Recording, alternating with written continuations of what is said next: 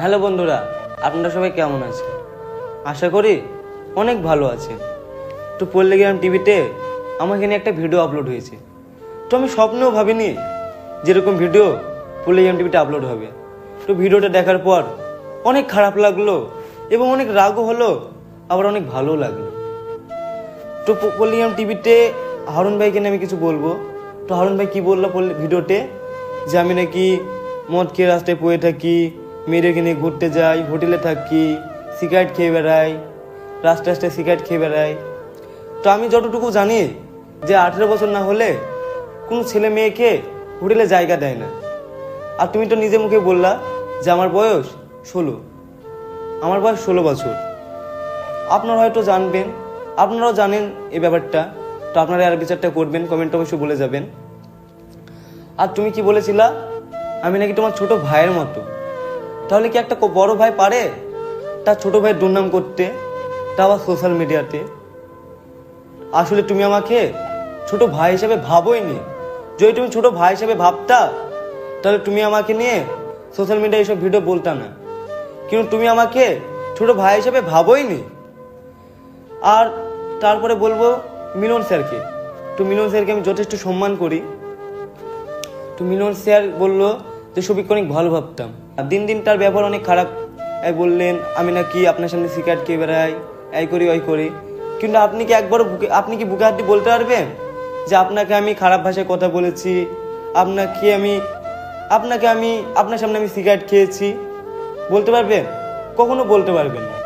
কিন্তু আজ সোশ্যাল মিডিয়াতে এই কথাটা কেন বললেন যে আমি অনেক খারাপ ছেলে, এই করি ওই করি? আপনি আপনার বাড়িতে আমি গিয়েছি, আপনি তো দেখেছেন যে আমি কেমন ছেলে। আমি বলবো না যে আমি ভালো ছেলে, যেহেতু আপনারা বলেছেন। তারপরে আছে মতিউলদা কি বললেন যে শফিক অনেক খারাপ ছেলে, তাকে বুঝিয়েছি, সে আমাদের কথা বোঝেনি। তো মতিউলদা, তুমি আমাকে কবে বোঝালে বলো? কোনদিন বোঝাওনি। তুমি ভুলে যাচ্ছ একটা কথা। সাথে মনে আছে একদিন আমি, তুমি আর উসমানদা ছিলাম।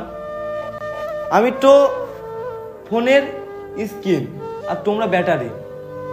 কি বললাম? হ্যাঁ, কি বলেছিলাম? তোমরা ব্যাটারি, কেউ ওই বলেছিলাম। আমি ভিডিওটা দেখলাম। তো যখন আসলে তুমি আমাকে কখনো বোঝাওনি। আসলে তুমি আমাকে কখনো বোঝাওনি। তুমি আমাকে যেসব কথা বলেছিলা সেই সব কথা রেকর্ডিং কিন্তু আমার ফোনে আছে। আমি পারলে কিন্তু এখন শোনাতে পারি তোমার সব কথা। সাথে মনে আছে কি, তোমার কথা মনে পড়ছে যে তুমি আমাকে কি বলেছিলা সাথে? সেই রেকর্ডিংটা কিন্তু আমার ফোনে আছে। সেই রেকর্ডিংটা আমি আমার মালিককেও শোনাইনি, কারণ আমি তোমাদেরকে অনেক সম্মান করি, অনেক ভালোবাসি। আমি যেদিন পল্লীগ্রাম টিভি থেকে বেরিয়ে এসেছি সেদিনও আমি পারতাম পল্লীগ্রাম টিভিকে নিয়ে খারাপ খারাপ ভিডিও করতে, পল্লীগ্রাম টিভিকে গালাগালি করতে। পল্লীগ্রাম টিভি আমাকে নিজে ইচ্ছে বের করে দিয়েছে, বলতে পারতাম, কিন্তু বলিনি, কারণ আমি নিজে পল্লীগ্রাম টিভি থেকে বেরিয়ে এসেছি। আর তুমি বললে আমাকে বুঝিয়েছো, তুমি আমাকে জীবনেও বোঝাওনি। আমি এখন যদি মন চাই রেকর্ডিংটা আমি এখন পাবলিকের সামনে নাচতে পারবো, কিন্তু নাচবো না, কারণ আমি চাইনি তোমাদের ক্ষতি হোক। তো যাই হোক। তো বন্ধুরা, তোমরা তো পল্লীগ্রাম টিভি ভিডিও দেখলে, যেখানে পল্লীগ্রাম টিভির মালিক আমাকে বলছে, রহি মামা, যে তুমি যেখানে আছো অনেক ভালো থাকো এবং যার সাথে ভিডিও করছো অনেক সুন্দর করে ভিডিও করো, আমি তোমার জন্য দোয়া করব। তো বিশ্বাস করবে কি আমি জানি না, কিন্তু এই কথা শোনার পর সত্যি কথা বলছি, আমি অনেক খুশি হয়েছি। আর আমিও পল্লীগ্রাম টিভির জন্য একটা কথাই বলবো, যে তোমরাও অনেক দূর এগিয়ে যাও, সুন্দর সুন্দর ভিডিও করো। আর হারুন ভাই আর রহি মামা, তোমাকে আমি একটা কথাই বলবো, যে তোমরা তোমাদের মতন কাজ করো সুন্দর করে, আর আমাকে আমার মতন ছেড়ে দাও। কিন্তু আমি একটা জিনিস বুঝতে পারছি না, আমি চ্যানেল খুললে আমার চ্যানেলে কে স্ট্রাইক মারছে আমার চ্যানেলে?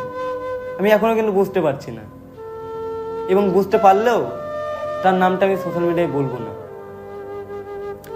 আর আমি চাই পল্লীগ্রাম টিভিতে হয়তো আমি ভিডিও করতাম আগে, কিন্তু এখন করিনি। কিন্তু যখন পল্লীগ্রাম টিভিতে ভিডিও করতাম তখন আমাকে নিয়ে কেউ খারাপ কথা বলেনি।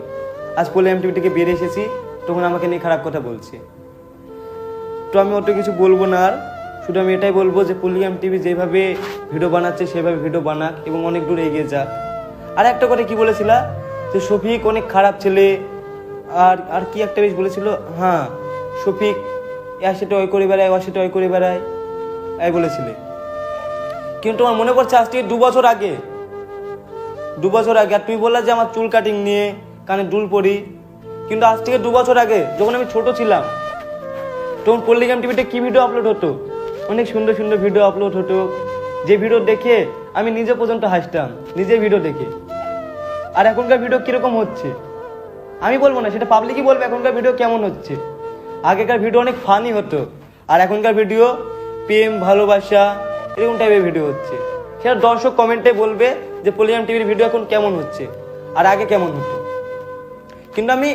কিন্তু আমি আজ পর্যন্ত সোশ্যাল মিডিয়ায় জীবনও বলিনি যে পল্লিগ্রাম টিভি আমার জন্য চলে, আমি বড় নায়ক হয়ে গেছি, জীবনও বলিনি। কিন্তু আজ ভিডিওটা শুনতে হলো আমাকে হারুন ভাইয়ের মুখে, যে কিনা আমাকে ভাইয়ের মতন দেখে। সে কি বলছে যে শফিক বিশাল বড় অ্যাক্টর হয়ে গেছে, অ্যাটিটিউড দেখায়, এই বললো। কিন্তু আমি আজ পর্যন্ত কোনো সোশ্যাল মিডিয়ায় বা কাউকে বলিনি যে আমি অনেক বড় নায়ক, পল্লিগ্রাম টিভি আমাকে নিয়ে চলে। কেউ বলতে পারবে না যে আমি এই কথা বলেছি। আর এই কথা যদি কেউ বলতে পারে, আমি ভিডিওই করবো না, জীবনে ভিডিওই করবো না। এই কথা যদি কেউ বলতে পারে, আমি আগে যেমন ছিলাম এখনো তেমনই আছি, সাধারণভাবে চলাফেরা করি, যেখানে ইচ্ছে করে ঘুরে বেড়াই। কারণ যেহেতু আমি এখন পল্লিগ্রাম টিভিতে ভিডিও করিনি, আগে করতাম অনেক কারণ ছিল, সে কারণটা বলবো না আমি আপনাদের সামনে কি এর জন্য বেরিয়েছি। কারণ বললে আমি তো তাদের মতন হয়ে যাব না। কারণ আমি তাদেরকে ভালোবাসি, তাদের আমি চাইনি যে তাদের ক্ষতি হোক, আর তারাও চায় না যে আমার ক্ষতি হোক। তো আমি বলবো যে পল্লিগ্রাম টিভি অনেক দূর এগিয়ে যাক এবং অনেক ভালো থাকুক। আর পল্লিগ্রাম টিভির যে মালিক সেটা বললোই যে আমি অনেক ভালো থাকি, দোয়া করবে। তো যাই হোক, তো আপনারা এই ভিডিওটা দেখে আপনাদের মনে যেরকম মনে হবে সেটা আমাকে কমেন্টে জানাবেন। আর আপনারা সবাই ভালো থাকবেন, সুস্থ থাকবেন। টাটা।